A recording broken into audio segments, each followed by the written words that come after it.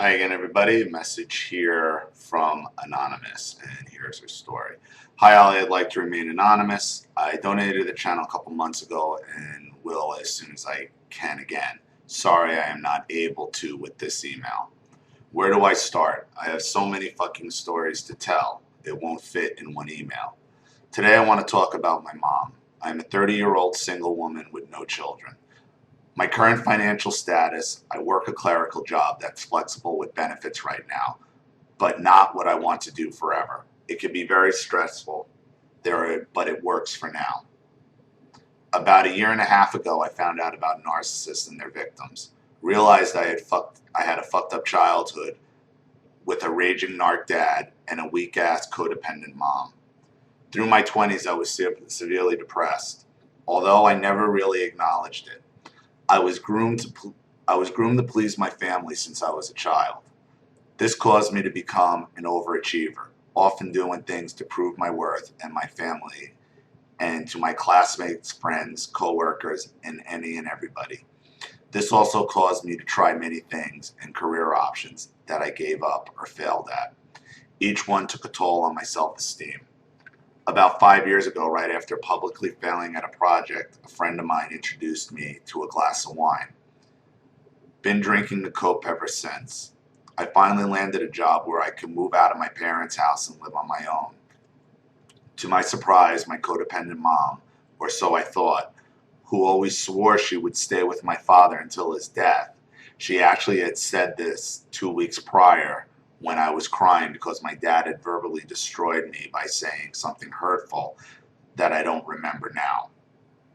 I asked her why she stayed with him, and she said the Bible says no divorce, and she will stick by his side until death. So I was baffled when I called her crying to tell her I was moving out after my dad basically told me I was a piece of shit after getting into a car accident that totaled my car. Thankfully, no other person got hurt and I didn't hit any vehicles. I was drinking and blacked out. I literally could have died. Anyways, to my surprise, my mom declared that she wanted to move in with me. This was crazy because at the time my parents were guardians to my niece who had just been diagnosed with leukemia. I still wanted to be around for her, but she needed my mom and dad there more than ever. Especially my mom, knowing how verbally abusive my dad could be. I was shocked to see my mom not really care much for her grandchild. When I told her I wanted to live alone and needed my space, she cried and acted like she was having a late life crisis. I felt sorry for her, but really needed my space because she was and is a very overbearing mom who wants to make all my decisions for me. At the time, I had become friends with this girl who turned out to be a ruthless narcissist who was sucking the life and confidence out of me. I was the perfect prey for her. I was so loyal to her because she taught me some things about how to dress and wear jewelry, and no one had ever taken the time to make me look better. Well, not before long, I realized she began to demand so much time and energy from me. She wanted to know everything about my life, and when I told her how toxic and isolating my family life was, she even told me I needed to get away from them and live with her. You know, I can see, and I hope you're seeing by now, the type of narcissist that you are drawing in. The covert enabler. And once again, as bad as the overt narcissist is, and abusive, and because they're outwards and the name calling, they typically do damage, but they're not your problem. They're not the root. The root's your mother, once again. You see, the reason your mother asked to move in with you after you moved out is she never thought you'd actually would move out. She wanted to keep you in that house forever. Why? Because as long as you were there, you were going to bear the brunt of your father's narcissistic rage. Once you broke out, now she wants to move in because now she realizes, oh shit, I got to deal with this guy. Same thing with your friend. Narcissists recognize other narcissists, and they recognize when narcissists is playing the same game as them. So they know you're susceptible. So this girl wants to get you away from that narcissist so she can do her narcissistic abuse on you and be under her control instead. And you never tell narcissists anything about your life. She started showing little controlling signs, like being upset when I told her I found the perfect apartment and she hadn't seen it, so I didn't have her approval. There's so much more to say about her, but I'll send that in a separate email. Back to my mom. So this friend got into it with her boyfriend and really needed a place to stay. At this point, I was terrified of her and wanted to be as far away from her as possible. I didn't have the balls at the time to tell her she couldn't live with me. I let her stay for a couple weeks, and she was doing disrespectful shit like turning on my AC knowing I was on a budget, and I told her that I was not using my AC at that time to conserve energy. Mind you, she wasn't paying for shit.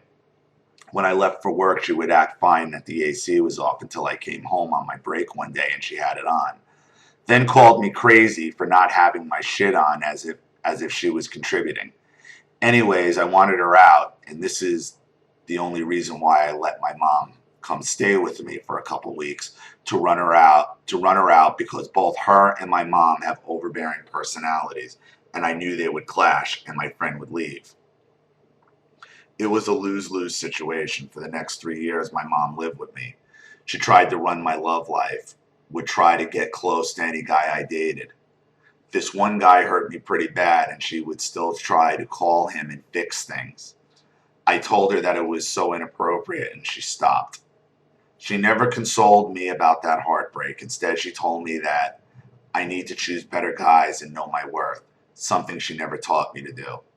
I still didn't understand that my mom was not validating me in any of my experiences. During these years, I drank almost every day before I got home to her. During a week period in my social life, I ran back to that one female friend, and she introduced me to cigarettes. Easily the worst decision I've ever made in my life. That opened the door for my mom to point out I was an alcoholic and I needed to stop smoking and ruining my health. She acted like she cared, but I realized she didn't when I went on a no drinking, no smoking fast for a month, and it seemed to throw her off kilter. She seemed very upset she no longer had that to throw in my face, and this is when I realized my mom is a narcissist. Very good. Because now that she's away from your dad and living with you, you're now realizing, wait a minute. You're never on my side. You're just using me. Using me to take the abuse, and now you're trying to use me for a social life for yourself, to live by proxy through me, and to control me. One day I decided to tell my mom how my dad came on to me at age 22. He never done it before, and it fucked me up. When it happened, his eyes looked like there was no soul there. I pushed him away as he touched my private part. Just picturing it is so embarrassing to describe.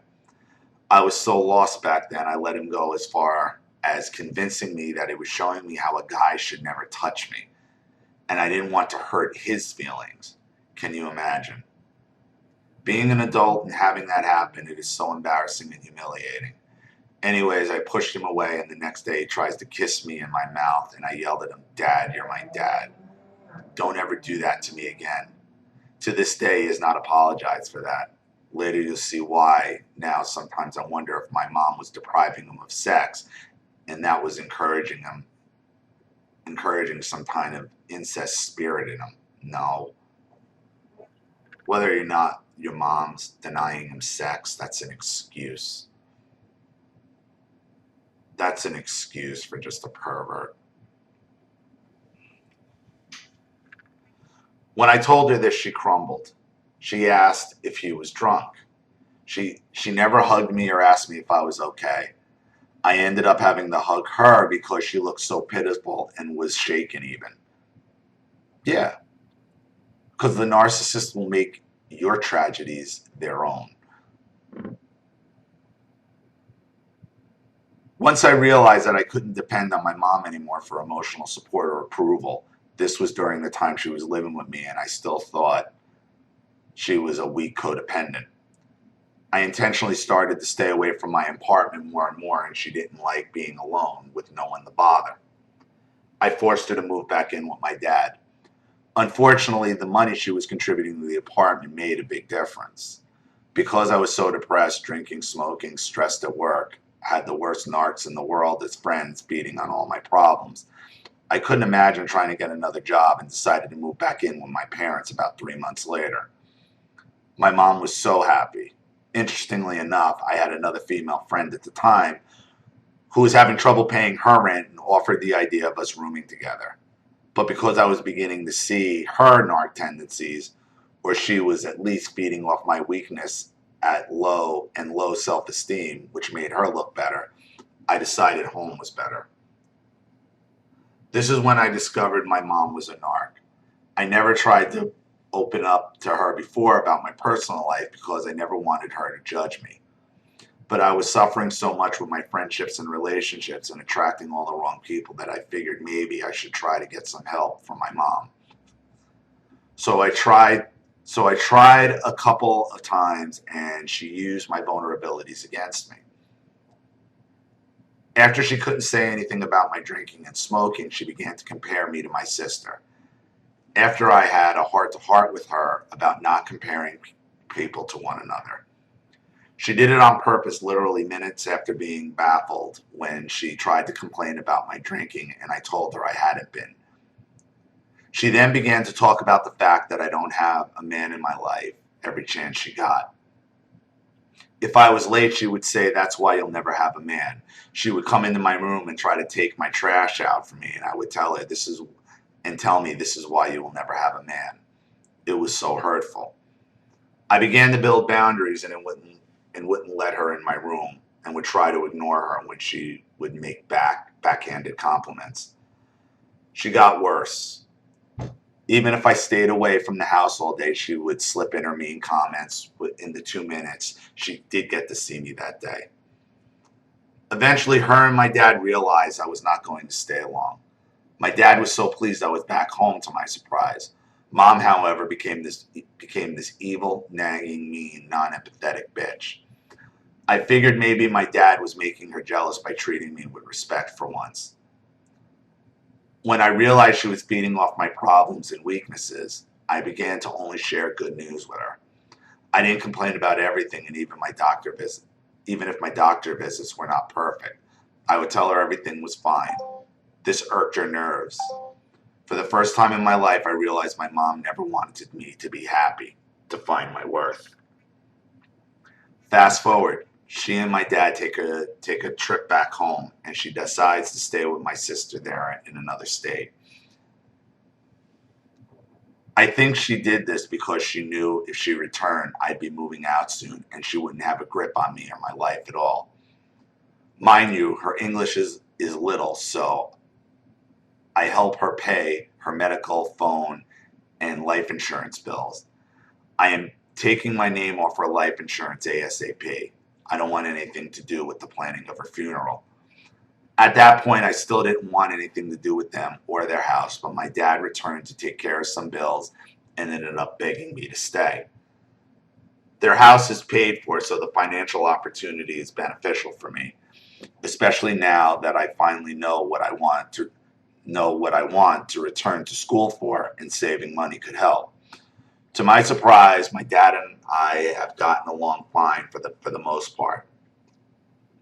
There was one time he made a comment hoping that God blessed me with a husband, and it pissed me off.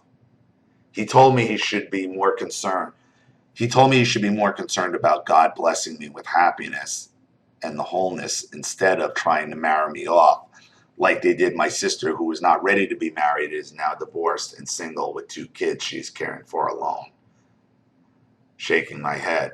I wanted to move out then and actually found some good rooms for rent.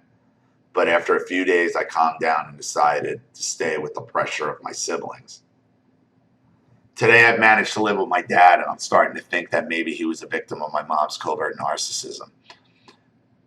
He's been pretty accepting of my drinking and smoking, which my mom used to tell me he would trash talk me about. But this could be accepted. But this could be accepting this because he doesn't want me to move out. And I can't forget that he was so controlling, mean, judgmental growing up and still is. He tells me he's happy we've been able to get to know each other without my mom's presence.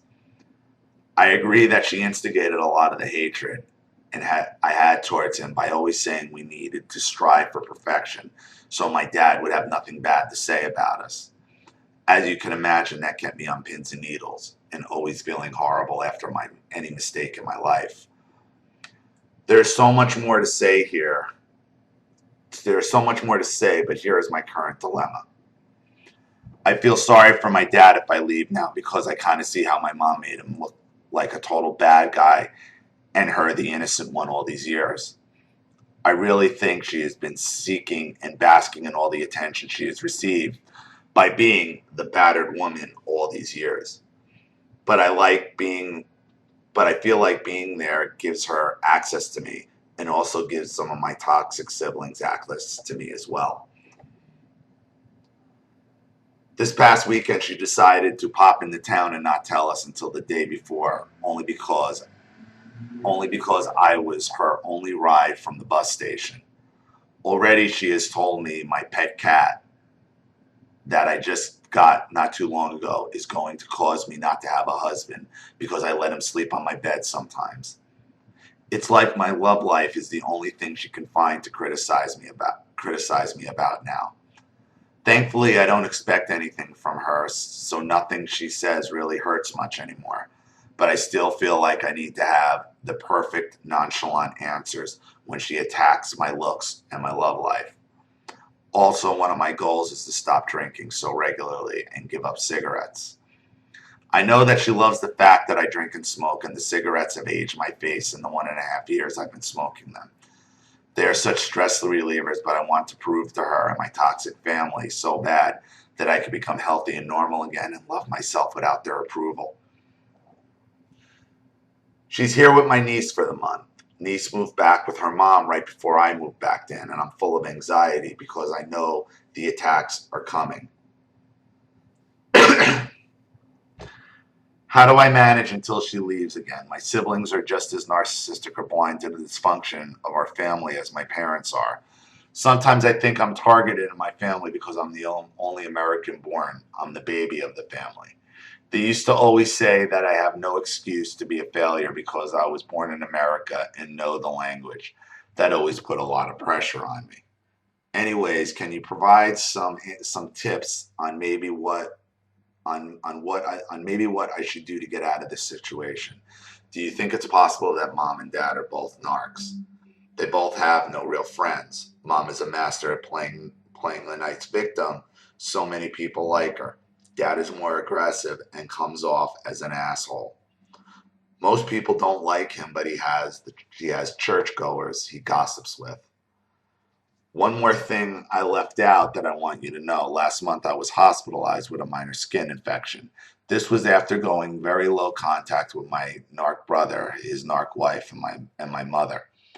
Unfortunately, he speaks better English than my dad and had to be at the hospital most of the time. The smirk on his face and the fact that he decided to discuss how I needed to grow up and just accept my mom for who she is while I was laying on the hospital bed. It just set me back a bit. He, his wife, and my mom were so overjoyed I was in the hospital that they were the heroes. They totally exaggerated how much I needed them. Honestly, I didn't want them there, and I have nightmares about my mom being at my deathbed playing the victim while also covertly abusing me and not being able to say anything or get away from her. In closing, I sometimes fantasize about moving to another state and having no contact with any of my family members. But my car note with no savings scares me a bit, on top of the fact that I want to return to school ASAP, partly because I really want to serve in my field of study and improve my current quality of life, but also that my family doesn't have shit to say about my life because none of them are in school or any respectable jobs. So much more to say, but I'll stop here. I know this was long. Thank you for everything you do, Ollie. You answered your question in your last paragraph. You know what you want to do. You know what you have to do. I understand the car note and the lack of savings scares you. Okay. But there's not going to be getting out of narcissism without fear and risk. There is no perfect escape from narcissism. None. All of it carries risks. All of it. I mean, I should be the perfect example of the things that I've gone through and continue to go through.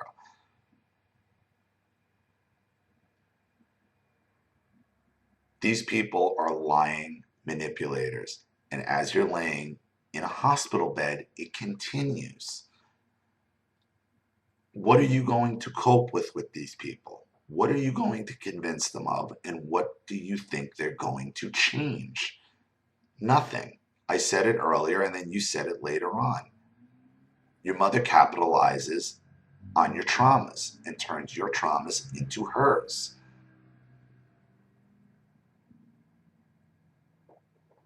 I understand your father seems better, not great, after your mother left, and I'm sure that's legitimate. And I'm sure your mother was pulling the strings and pushing his buttons. And like I told you at the beginning, your mother has and was and is always been your main problem. As is your family, as is why you keep bringing in friends who do the same thing to you as your mother. There's plenty of women who drink and smoke. Look, I don't really drink. Everybody knows I smoke. I'm trying to give it up. There's plenty of women who drink and smoke. That's not the problem. That's not your problem. How many people smoke in this? How many million people smoke in this country? Are they all single? No.